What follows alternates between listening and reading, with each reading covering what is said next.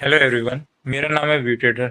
आज की इस वीडियो में हम डिस्कस करने वाले हैं सीबीडीआर स्ट्रेटेजी को, आईसीटी की वेरी फेमस स्ट्रेटेजी जिसे हम बोलते हैं सेंट्रल बैंक डीलिंग रेंज। तो चलिए बिना किसी देरी के इस वीडियो को स्टार्ट करते हैं। तो पहले मैं आपको इस स्ट्रेटेजी का एक ओवरव्यू दे देता हूँ। ये स्ट्रेटेजी हमारी बेसिकली सेशन बेस्ड होती है। हमारे 3 मेजर सेशन होते हैं: लंदन सेशन, न्यूयॉर्क सेशन और एक एशियन सेशन।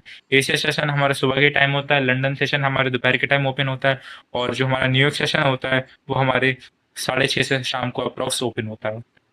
तो ये जो स्ट्रेटेजी है, ये स्ट्रेटेजी इस बेसिस पे काम करती है कि प्रीवियस सेशन जो हमारा रहेगा, फॉर सपोज आप लंदन सेशन में ट्रेड करते हैं तो प्रीवियस सेशन हमारा एशियन सेशन रहता है।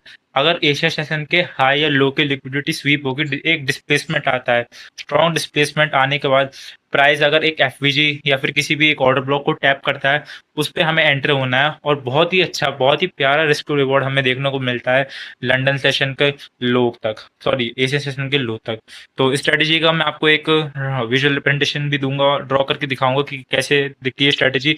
तो उससे पहले आप इस स्ट्रेटेजी के कुछ की पॉइंट्स देख लीजिए कि स्ट्रेटेजी किस बेस पे रिलाई करती है। इस स्ट्रेटेजी का फॉर्मेशन होने के लिए ये 3 पॉइंट मस्ट है। अगर इन 3 पॉइंट में से एक भी चीज नहीं होती है तो स्ट्रेटेजी को हम इनवैलिड मानते हैं। तो सबसे पहला पॉइंट है हमारा लिक्विडिटी।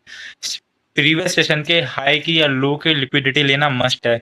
अगर ऐसा नहीं होता है तो इस स्ट्रेटेजी का फॉर्मेशन नहीं होगा, स्ट्रेटेजी को हम इनवैलिड मानेंगे। उसके बाद डिस्प्लेसमेंट, लिक्विडिटी लेने के बाद एक स्ट्रॉन्ग डिस्प्लेसमेंट आना जरूरी है। अगर स्ट्रॉन्ग डिस्प्लेसमेंट हमें बताता है कि बिग प्लेयर्स एंटर्स हो चुके हैं, अगर डिस्प्लेसमेंट स्ट्रॉन्ग डिस्प्लेसमेंट नहीं आता है तो तब भी उस टाइम ये स्ट्रेटेजी इनवैलिड मानी जाएगी। डिस्प्लेसमेंट आने के बाद उस डिस्प्लेसमेंट पे हमें एक एफवीजी को फाइंड करना है।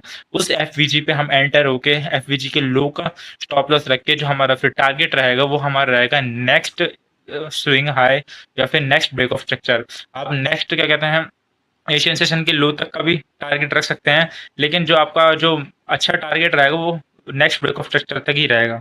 वो बहुत अच्छा आपको रिस्टोर रिवॉर्ड देखने को मिलता है। अगेन मैं बोल रहा हूँ, इन तीनों पॉइंट्स में से अगर एक भी पॉइंट फुलफिल नहीं होता है तो इस स्ट्रेटेजी को हम इनवैलिड माने जाएगा। इस स्ट्रेटेजी का फॉर्मेशन महीने में 102 बार होता है, लेकिन आपको बहुत ही अच्छा विन रेट देके जाएगी।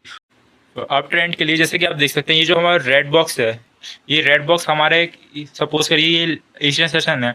एशियन सेशन खत्म होने के बाद जैसे ही हमारा लंदन सेशन ओपन होता है, नो मैटर कि प्राइस ने उस सेशन के अंदर क्या किया, अप बटा या डाउन बटा, लेकिन अगर एशियन सेशन खत्म होने के बाद अगर उसकी लो की लिक्विडिटी लेना चाहता है प्राइस, अगर उसकी लो की लिक्विडिटी लेता है तो पहला पॉइंट हमारा फुलफिल हो गया, प्राइस ने लो की लिक्विडिटी ले ली।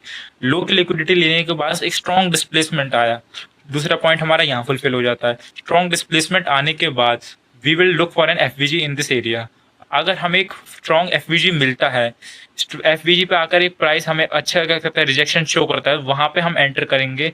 एफवीजी पे एंटर करने के बाद जो हमारा स्टॉप लॉस होगा एफवीजी के बिल्कुल नीचे होगा, थोड़ा सा बफर देके, और जो हमारा टारगेट होगा वो हमारा होगा एशिया सेशन का है। ये बहुत ही प्यारा रिस्क रिवॉर्ड देके जाती है स्ट्रेटेजी। 1:6, 1:9 तक का रिस्क रिवॉर्ड देके जाती है आपको। लेकिन क्या कहते हैं, इसका फॉर्मेशन वही बात कि महीने में 102 बार होता है। अगर हम इसको डाउन ट्रेंड में देखें तो डाउन ट्रेंड में स्ट्रेटेजी का व्यू कुछ है, जैसे कि फॉर सपोज ये ब्लैक बॉक्स हमारा लंदन सेशन है और ये जो हमारा ब्लू बॉक्स है ये हमारा न्यूयॉर्क सेशन है। और सपोज कि प्राइस ने न्यूयॉर्क सेशन लंदन सेशन की हाई की लिक्विडिटी ली, स्ट्रॉन्ग डिस्प्लेसमेंट दिया, डिस्प्लेसमेंट ने हमारा एफवीजी क्रिएट हुआ, we will enter on an FVG, and जो हमारा टारगेट रहेगा वो हमारा रहेगा नेक्स्ट ब्रेक ऑफ स्ट्रक्चर और या फिर नेक्स्ट जो हमारा है लंदन सेशन का लो। सो ये थी हमारी सीबीडीआर स्ट्रेटेजी जिसके कुछ की पॉइंट्स हमारे मस्ट है। अगेन मैं बोल रहा हूँ, अगर इन तीनों में से एक भी की पॉइंट फुलफिल नहीं होता है तो ये स्ट्रेटेजी हमारी इनवैलिड मानी जाएगी। तो होप सो आपको ये वीडियो पसंद आई होगी। मिलते हैं आपसे नेक्स्ट वीडियो में। Thanks for watching this video.